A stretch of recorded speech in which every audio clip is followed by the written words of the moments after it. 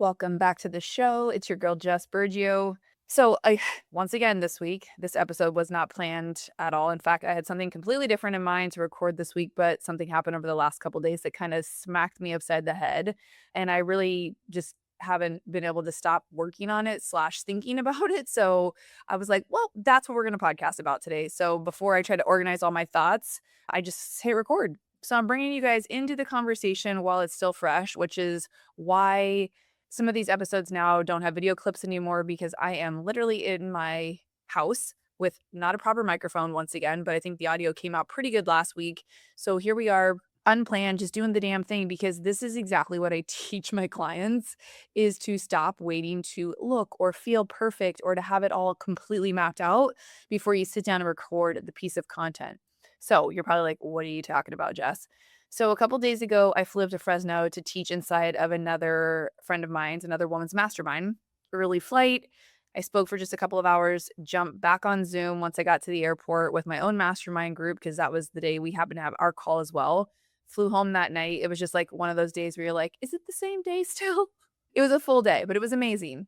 And what's funny is a couple years ago, these are the sort of opportunities I used to dream about. And now I've been getting them more recently, which has been so amazing. And sometimes we just move so fast, we don't stop to think about the fact that we've gotten invited to speak and that somebody else is asking us to come teach inside of their container of women who have paid them to, you know, teach them. It's just so incredible. I'm meeting incredible women. I'm being edified by also incredible women, just being in rooms where people want to hear what you have to say. Like that is literally everything coming from a kid that grew up in the era or at least the household of children should be seen, not heard. Anybody else? Like that was very real in the 80s, at least in my house. So, you know, like I said, these are the kind of things that I had on my vision board several years ago when I started kind of putting myself out there on social media with the podcast and, just getting invited into rooms. You guys know I've talked about it a ton on here. I'm a human design, I'm a projector, and literally it says on our charts to wait for the invitation. But we know that we can't be invited to anything if people don't know that we exist. But back to that point in a second. What I really wanted to talk about was this really effed up thing that happened to me. And maybe this still happens to you too, even if you're like living in the future version of what you once prayed for. Because this is what happened. I was literally like finished up the call. I was sitting in the airport. I got a shitty glass of wine because that's all they had. And I got on the flight and I kind of was able to just like decompress, like, I did it, right? And then my brain immediately starts doing what I think a lot of our brains do. And it starts picking apart the opportunity or the situation that was like, well, was that impactful? I didn't actually get paid to do that particular workshop. They didn't cover costs. It wasn't a big stage. Like all these little sort of negative thoughts crept in when I was like, what the fuck? What is wrong with you, Burge? Like you finally arrived somewhere to a place you once used to pray for. And instead of enjoying it for 5 fucking minutes, you immediately start thinking of how it should have been or how you wish it would have been. And the fact that I spent, let's just say, what did it cost me for the day? We'll just like round up to like $500. $500 to fly out there, which by the way, I had points. So it didn't cost me $1 for the flight. The glass of wine was like $8. I had my own shitty snacks. I maybe bought a bottle of water at the airport. I got tons of work done. I still did my call for my mastermind, which is that freedom-based lifestyle that I want. I was able to impact people and create like a ripple effect. There were women in that room who I've talked to on social media before. And instead of just like being grateful that we are where we wish we like used to pray about being, we just start picking it apart. So I remember just thinking like, what the fuck are you doing? This is literally what you wanted to be doing. And maybe not every little bit of it was perfect, right? But it's the direction that I have been working towards for years. I have had plenty of other things where I've gotten paid to go somewhere or been flown out for things. So that part's not new for me. And when I stop and think about it, I have people who show up for me for free all the time, come and speak at my events, come onto my mastermind calls, come into my podcast, help me co-host events and don't ask for $1, who refer people to me and never ask for an affiliate link. That's reciprocity. That is the definition of that word. And if I'm not willing to do that for other people, why would I ever feel like it would be reciprocated? So I am somebody who will say yes to anything like that because I always want to be practicing my craft, showing up and meeting new people, getting the privilege to speak in front of somebody else's room, right? So that was like the first part of what kind of happened. The second part of what happened that I thought was really cool because this has been something that I've heard about for years, but when I actually got to be in it and a part of it, I was like, wow, this is really incredible because the woman who invited me has her own mastermind, right? She has a podcast. She teaches strategy similar to me. We have a lot of overlap in what we do. So, from the outside looking in, somebody could say we technically compete, but I hate that word. I fucking hate that word. As competitive as I am in life, I hate that word when it comes to this kind of stuff like social media, doing the same thing as somebody else. Like when I went to beauty school, no one was like, don't go be a hairdresser because everyone else is a hairdresser, or doctors don't be told, don't become a doctor. There's too many doctors. But in the online space, it's so wild how people think like if you're doing something similar to them, that you're copying them, stealing stuff from them. It blows my mind. But that's how people think. It is. Not everybody. If you're listening to this podcast, I hope you rethink that if you've ever felt that way, or if in the future you ever get treated that way, just let's not be those people. But I remember opening up the workshop by telling her group something that just like came out of my mouth in the moment. And I said something like, her name was Crystal. And I said, Crystal isn't seeing something in me that she doesn't already see in herself. She, kind of said, oh, Jess is kind of intimidating. Jess kind of, she felt some type of way. And she's the person that leans into that. And so by doing that, like the power of the energy that she gave those women to see other women as collaboration partners, as partners in business, friendships in business, like such a fucking big moment. Like, and I got to witness it and be a part of it. It was so beautiful because I really don't feel that confident people are threatened by other confident people. I don't. I think if you are confident in who you are, what you do not see another person as a threat. When somebody knows exactly who they are, what they stand for, and the value they bring, they are not sitting around worried that someone else is going to steal all their clients because they taught in the same room or that they do something similar. I mean, hairdressers had that mentality back in the day when I worked in the salon.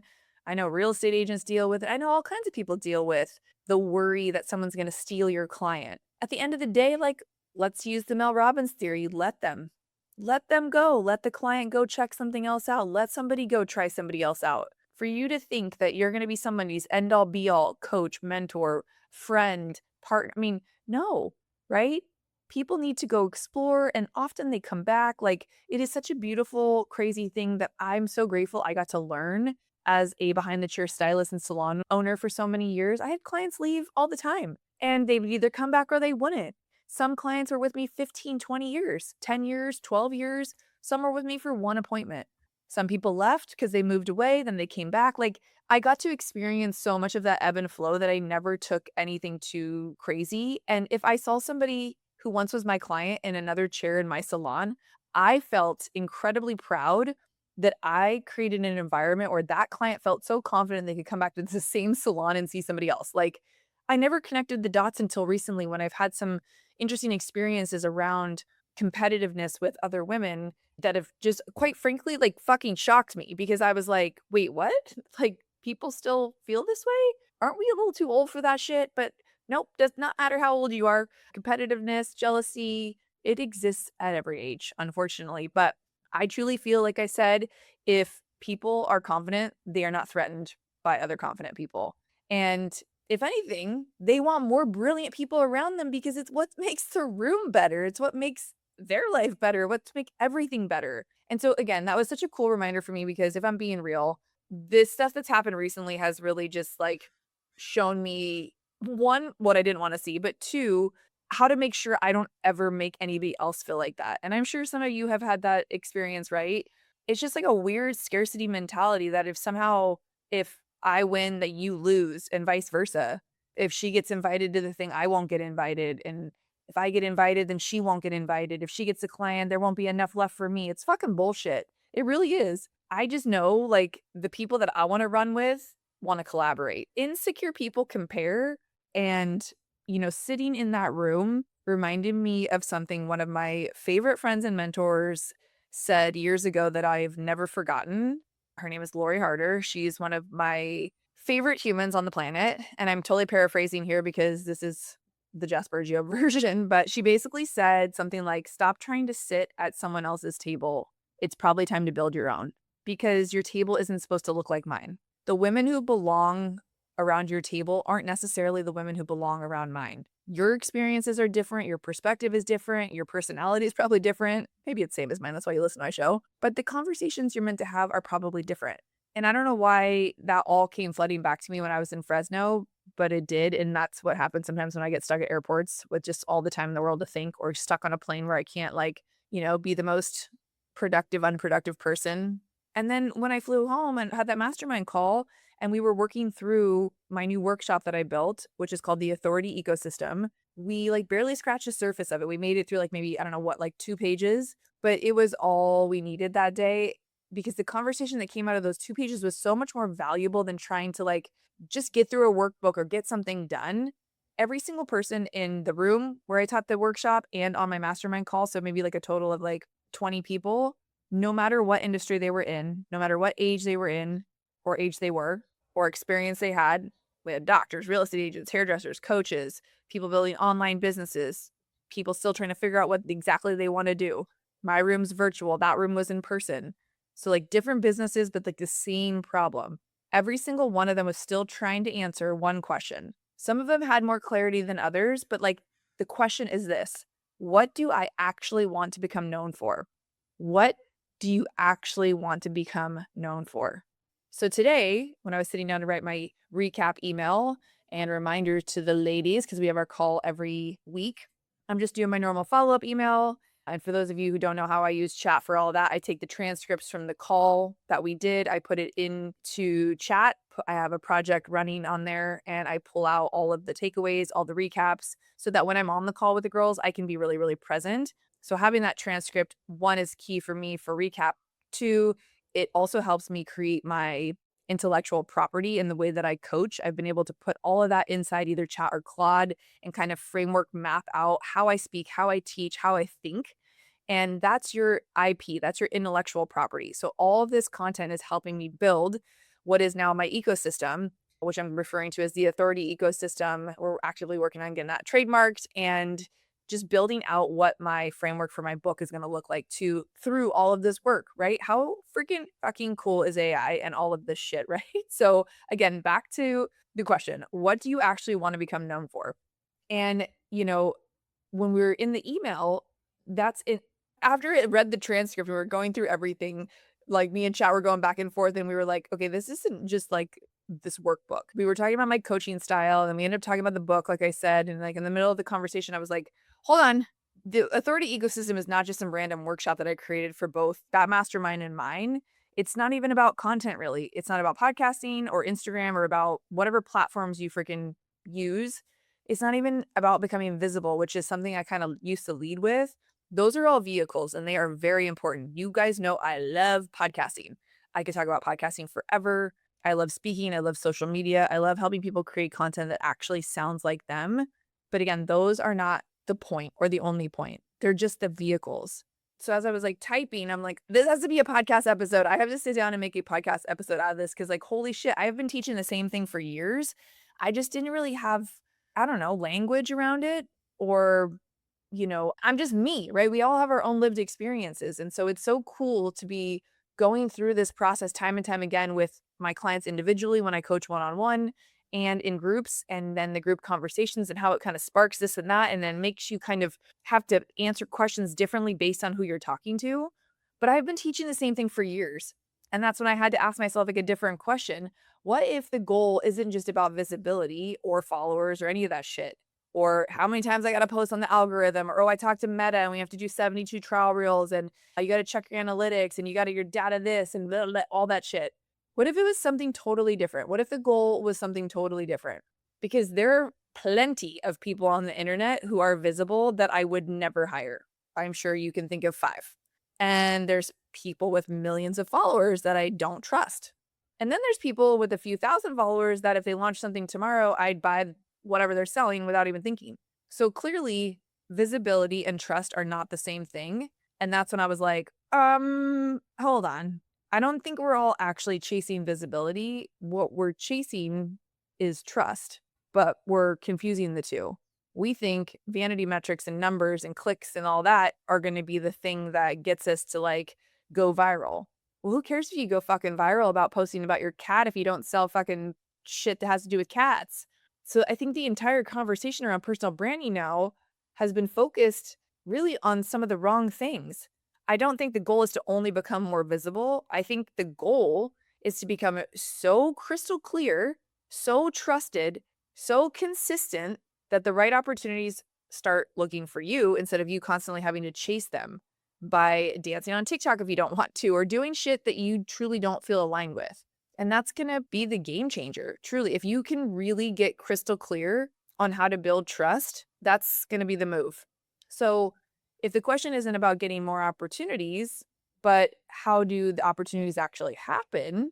Because if we're being honest with ourselves, a lot of us are just chasing after opportunities. We're trying to get invited on people's podcasts. We're trying to get the speaking gig. We're trying to get featured somewhere. We're trying to get the client. We're trying to get the introduction, whatever.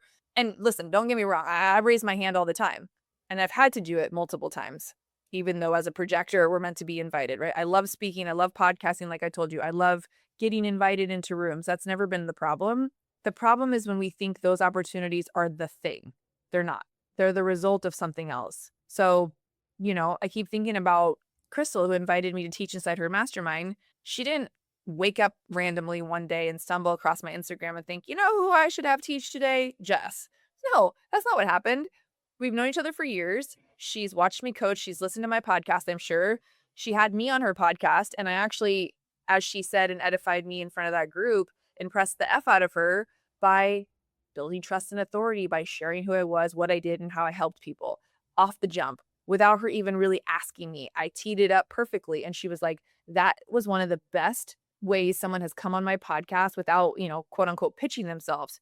She's watched me evolve. We've sat in rooms together where we both spoke. We have been in each other's world a couple of different times. She's had me teach inside of her mastermind before when she had her bigger event. So this invitation wasn't just like super random or built by one specific thing that I did. It was built over the years. And so when I started to like correlate that with my own mastermind, I have so many incredible women in this mastermind. And the more I get to know them, the more I'm just like obsessed with them. But one of them, I've called her on the podcast a couple times because she is like such a massive action taker. She has almost 400 YouTube videos. 400. That's insane when you think about it. Most people never make it past 4 videos because they see that no one's watching and they're just convinced nobody cares. She has made 4 freaking hundred. And I think she has over like 400 plus subscribers on her channel. And when we were on a call the other day, we had this kind of realization. And she said, I don't think people know me for the thing I actually want to be known for anymore. So while like that fed one part of her business, who she's actually trying to now build trust with is a different audience. And I remember smiling because I was like, yay, that's actually really good news because nothing's broken. You have put so many reps in. You have just been building a reputation around one conversation, and now you've decided you want to lead a different conversation. And that's so cool. I mean, they're two different problems, right? But it's such a cool problem to have because she doesn't need a new content strategy. She just needed that clarity. And that's why I keep coming back to that question for you guys of like, what do you want to be known for? Not this week, not for your next launch, not for tomorrow or today's Instagram post, but like in 5 to 10 years from now. When someone says your name in a room you're not standing in, what do you hope comes out of their mouth? Because the thing that I've learned and that I know to be true is that people don't refer you because they remember every single service you offer in the process and the 3 calls and the this and the that. They refer you because they know what you stand for. I mean, just think about your own life for a second. You've probably had that one friend who's the person you call when you need legal advice specifically. Another one who's like really good with money, someone who helps you with your kids. The first person you think about when, you get in a fight with your partner or you need something, right? Like your back goes out. Oh, well, who's the person who is the plug? That's kind of me. Oh, you need a good person for this. You need a good person for that. Call Jess. Jess knows. Jess will know this person. Because I'm known as a master connector. Again, it's in my human design. It is part of what I do, but it's also because I realized a long time ago, you guys, I didn't have to know everything. It just really helped if I knew everyone. So no matter where I'm at, I always am building friendships with people so that they remember me, whether it's my local coffee shops, the bar I like to go to, the restaurants I go to, even the guy at my car wash, even the guy at my car wash who barely speaks English. He always says hi to me. We smile, we exchange. I roll the window down, say hello, say what's up, hope you have a good day.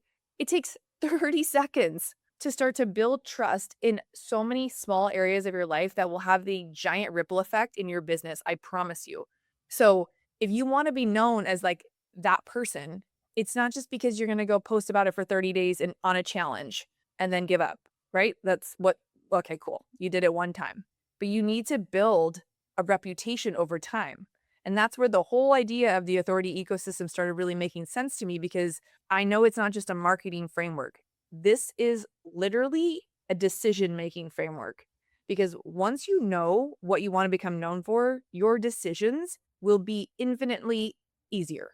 Once you are known for that thing, you won't have to be thinking about what should I do? What should I do this? Should I do that? You'll stop asking, should I start a podcast?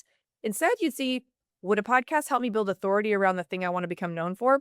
Totally different question than should I start a podcast? You won't ask yourself, should I say yes to this speaking opportunity? Instead, you would say, is this the room I actually want to build relationships in?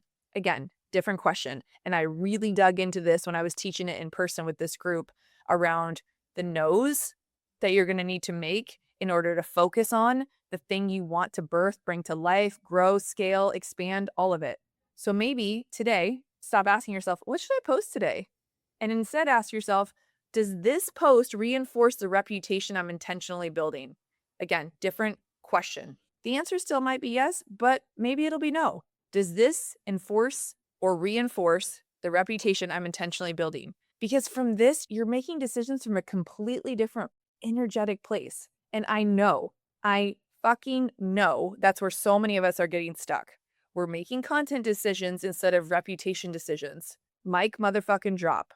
Let's all stop making quote unquote content decisions and make reputation decisions. Can you feel the energy in my voice right now? It is like I have like rewritten the Bible on personal branding. I don't give a fuck. Like I'm standing on this hill and I'm going to die on it because they're not the same things. One of my podcast guests, she's amazing. Her name's Courtney Johnson. If you guys don't know her, she's got a podcast called Built in Public. She talks about building what she calls an inbound life. And I love that phrase so much because it's exactly what she's done. She's built such a huge body of work on LinkedIn that's so strong that opportunities just find her. Clients find her, book opportunities find her, speaking opportunities, partnerships, all of it. She's not waking up every day wondering who she could cold DM. She has put in the time and built enough trust that people start coming to her or have started coming to her. This has been a thing for a while because she was on our mastermind call. And I also had her on the podcast. That episode was a few episodes back. You should listen to it. It's really good. When she said on the podcast, the inbound life thing, I was like, yes, that is what we are all after. Not just an inbound business, but an inbound life. The kind of life where your reputation starts working while you're sleeping, where maybe somebody recommends you before you even know that conversation happened. Again, people talking about you in rooms you're not even in, where your podcast is introducing you to somebody while you're at the gym. And your content is obviously building trust while you're at home, on vacation, giving your kid a bath. After years of showing up, it's so wild to have a couple of the girls who are in my mastermind be like, I've been listening to you for years. Or someone else refers you and says, you have to talk to her. She's amazing. Or you have to, have her on your podcast. And then, of course, my brain always goes back to fitness analogies. The old saying, like, you don't build muscle from one workout. You don't lose it because you skipped one. And you don't become healthy because you ate one salad. And thank God you don't become unhealthy because you had a couple beers and pizzas or margaritas on a Friday night. Your body is an ecosystem. It's every workout, every walk, every meal, every decision. None of those things seem life-changing while you're doing them until one day they are. Your reputation works exactly the same way. One podcast episode isn't going to change your life, and neither is one keynote or one Instagram reel or one networking event or one anything. Maybe one introduction, but probably not. But if you stack 1,000 of those together over the next 5 or 10 years, God, that's what we're talking about, okay? That's when people start saying, oh my God, she's everywhere. No, she wasn't everywhere. She was consistent. There's a difference. And I wrote all this down because I didn't want to forget it The authority ecosystem is a reputation that compounds over time. I love that sentence because it takes the pressure off of you having to get it all done today or done right or figure it all out. It's going to compound over time. And it reminds me, which is so nice because sometimes I get in my head and get so overwhelmed that I don't need to have some massive breakthrough every single freaking day. I just need to keep making aligned decisions. I need to keep having good conversations. I need to keep refining my message, helping people, and saying yes to the right rooms and no to the wrong ones. Because every one of those decisions is another brick that I'm laying for my foundation, another rep that I'm putting in. It's a vote for the reputation that I'm building. And I know that's the whole point. I'm finally here. So the goal is not becoming more visible. The goal is becoming so clear, so trusted, and so consistent that the right opportunities just start looking for you instead of you constantly having to chase them. And I don't know about you, but that's the kind of business I'm going to continue building. I'm already in it. So if you're here with me and you're hearing my lawn guys in the background, like it is what it is. Do the damn thing. And if you're still listening to this thinking, Jess, okay, where do I start? Start with that one question. What do you want to become known for? Sit with it, journal on it, talk about it, message me. Rewrite it 10 times if you have to. Because I have a feeling that that one question is going to change a lot more than your content. I think it might change your entire career. Thanks for hanging out with me today in my kitchen and listening to the lawnmower guys. I have a feeling that this conversation is just getting started. And if I'm right, which I think I am, you're going to be hearing so much more about the authority ecosystem in the next couple of weeks. So until next week, sending you so much love. Let's get it.